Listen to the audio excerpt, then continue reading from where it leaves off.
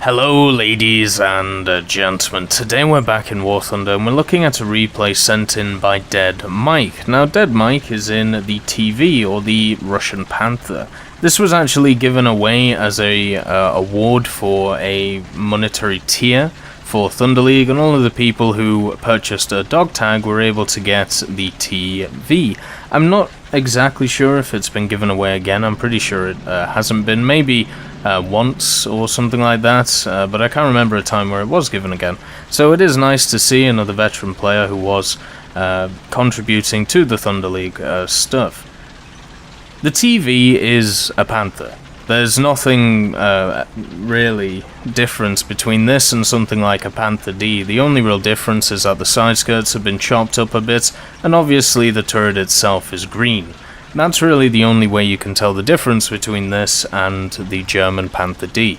One of the biggest issues that I had when I used to play Simulator was once this tank was released, then they started adding stuff like the German KV-2 and the German T-34. I had a hell of a lot of issues with working out what tank I was facing. Because with the way that you can move around the camouflage, the way that you can use bushes to cover certain parts of your tank, it's very hard to tell sometimes if the premium captured vehicles are on your side or are on the enemy's side. So luckily, because they changed the way that Simulator works in planes and also for tanks, you don't really run into that many issues anymore. This, even with events, like when they run events, they pretty much don't really add the captured vehicles, let them just have fun in arcade and realistic, which is completely fine as well. So we're on El Alamein, and the southern point is the only one that's available on the map, and you see deadmike is trying to get to some interesting positions, which you can basically use to look over the whole of the map. Now, one of the great things about War Thunder is this third-person view. Using it, you can actually look over ridges before you can pop out, and even with binoculars you can do this too.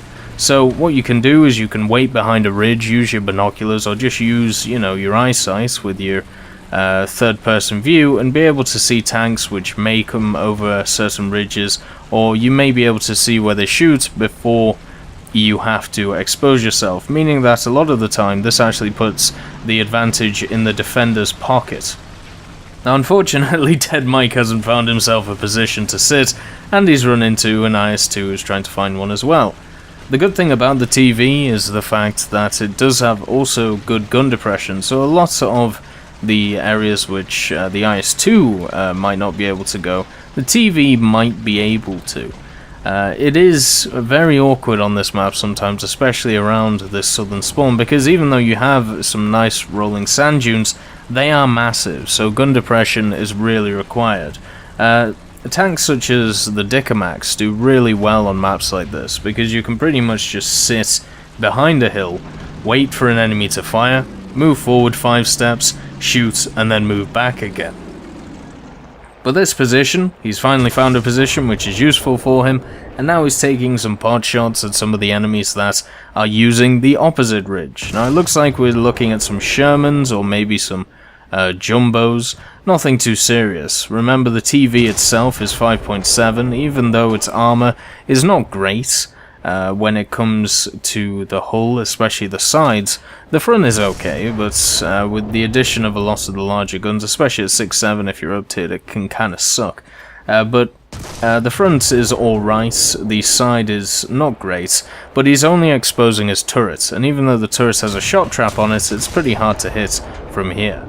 So he was able to get a shot on the T-25, hitting the cupola or hitting the optics, and the shot actually bounced down into the T-25, killing it. Now the T-25 generally has a pretty strong turret, especially for 6.0, but obviously the long-barreled 75 on the Panther is still an awesome gun. Even though a lot of people prefer the 88, the 75 in itself, I actually prefer myself, just because it has that slightly faster fire rate, and also the maneuverability of the Panther I like over stuff like the Tiger. When we go up a BR though, if we look at stuff like the Panther A or the Panther G, then yes, I will always take the Tiger II, it's just a superior vehicle, or the RU-251 if I ever buy it.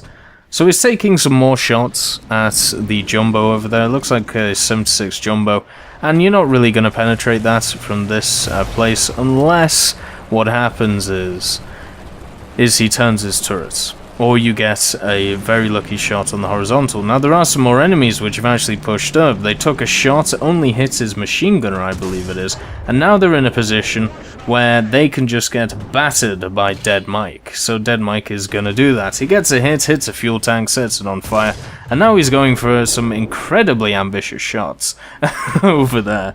But maybe he'll be able to hit them, who knows. I can't even see what he's shooting at over there. I have no idea what was going on. But that jumbo is still sat there, and as you can see, even though the Panther is able to hit the upper glacis, maybe it can hit the lower glacis, but the angle doesn't seem like it would be able to work. Luckily for deadmike has brought along the full amount of ammunition. Something I generally wouldn't recommend, but if you're going to use this type of playstyle where you're going to sit, hold down, you're going to basically keep shooting, keep firing the gun as much as you can, then yes, you should take a lot of shells. Maybe not the maximum amount in something like a TV, but maybe 50 shells is good enough. But we see another target, after shooting at the jumbo, not really doing a lot, and what do we see? Another damn jumbo. So yeah, great. Another target which is going to suck to penetrate. But at least deadmike has been able to zero them in. And now there's a nice little juicy target over there. Looks like a 76mm HVSS, or the M4A3, shoots it straight into the side and murders it. So at this point in time, he has 2 kills, and there are 2 jumbos sat over there. Now the jumbos, if they could get a shot off, they might be able to kill him, but deadmike is going to struggle to kill them. So I think at this point it is probably best just to move back and make sure that he is in a position where he can hold and doesn't have to get shot by those enemy Shermans. But look, there's a Hellcat. The Hellcat shoots him and bounces, unfortunately, but he gets killed. He gets hull broken. I've had some very dodgy hull breaks in the Hellcat. I feel like if a wheel on your track gets knocked out, maybe you shouldn't get hull broken. But apart from that, he's still firing shots at the Shermans over there. The Panther is amazing at killing Shermans in this game. The Hellcat had the right idea, just not the best execution. If he just waited maybe a second for his shot, he could have planted it in the side. But it seems like he slowed down, he had some hesitation. And you can't have that in something like a Hellcat. You've just got to go all guns blazing.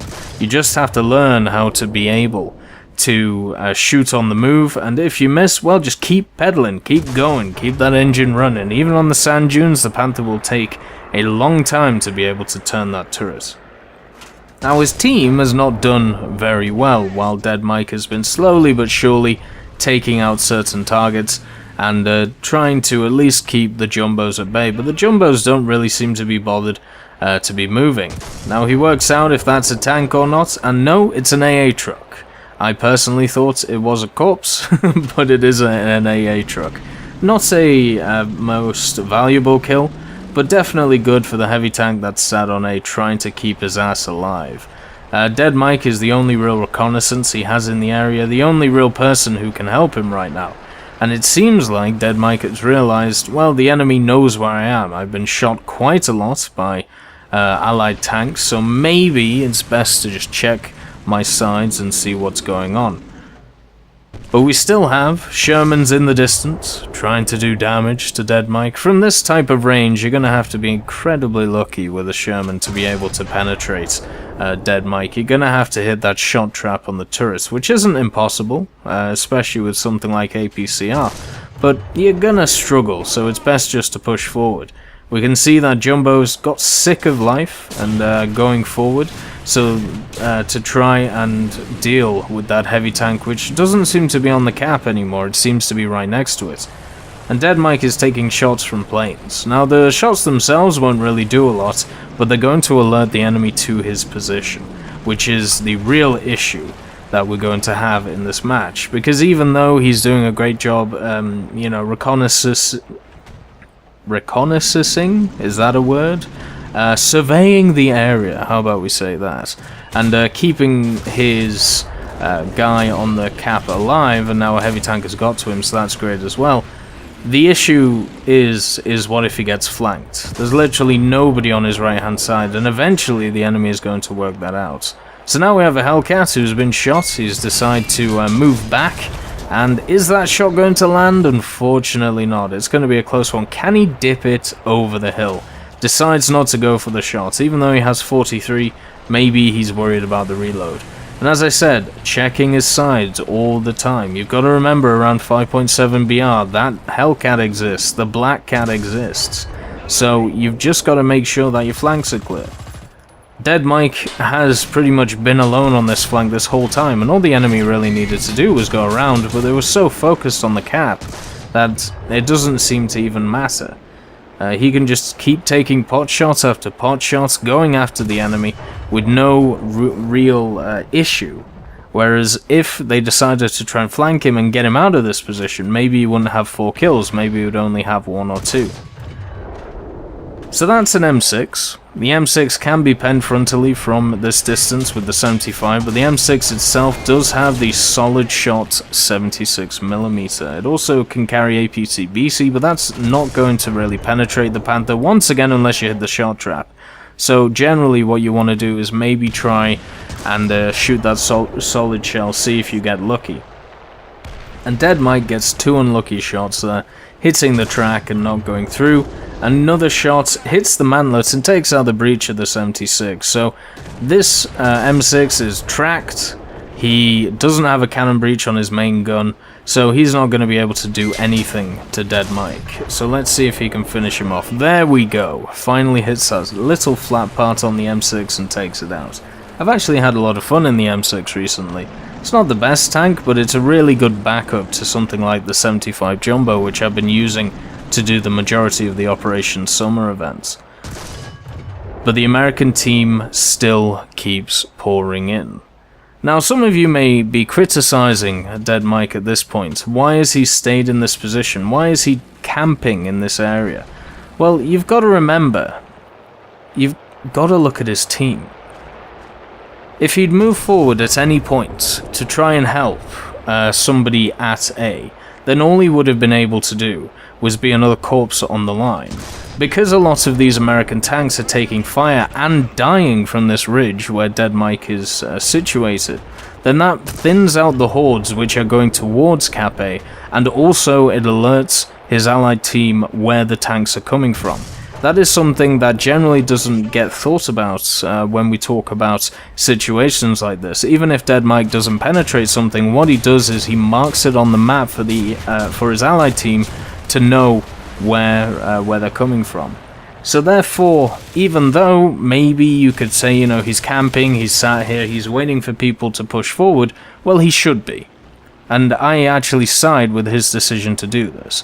If he'd pushed forward, there is no way he would be sat on 7 kills. There is no way he would be able just to make sure that his team wins this match. Even though it may be looked down upon a lot of the time, sitting in the same position, taking the same shots at different people, it is the right thing to do if you want to win the match. And that is something you'll see in objective-based gameplay. You won't see someone, you know, trying to do something which is, I don't know, if you class it as moral or ethical, what you'll see is somebody trying to win the match. And that is what War Thunder is all about, and that is why events can be extremely frustrating sometimes. But now, with 7 kills, he pushes up slightly, using his armor, making sure that they shouldn't still be able to penetrate him from here unless they get a lucky lower glacis shot. And hopefully, he can finish off some more targets. And that is a Sherman with the 76mm. Maybe he's able to go at him. I mean, that was an unlucky ricochet. Maybe he can take this shot now. He shot so many rounds at the end of the day. But as I said, even if he doesn't do damage, he alerts the team around the cap. And remember, it's only been 1 or 2 guys the majority of this time to where the enemies are. And they've just been sat there. They know where they're coming in. He can set up a wonderful position to be able to hold them back. So that is deadmike. 8 ground kills, 3 assists, and no deaths in the TV. A wonderful game to show that sometimes it's not best just to push forward and try and put the enemy in a dodgy position. Sometimes it's better to stay back and wait for your team just to set up positions to ambush. And then as you fire upon them, as they come in and you at least shoot them maybe 1 or 2 times, you're either going to do damage or you don't do anything to them. They're both completely fine because it means that your team knows where the enemy is. It's something that's generally not thought about in War Thunder, and definitely something that has to be considered when looking at replays. But anyway, if you have any replays, please look in the description. There is a link there to an email where I do record them from. I hope you all have a wonderful day, and I'll see you next time.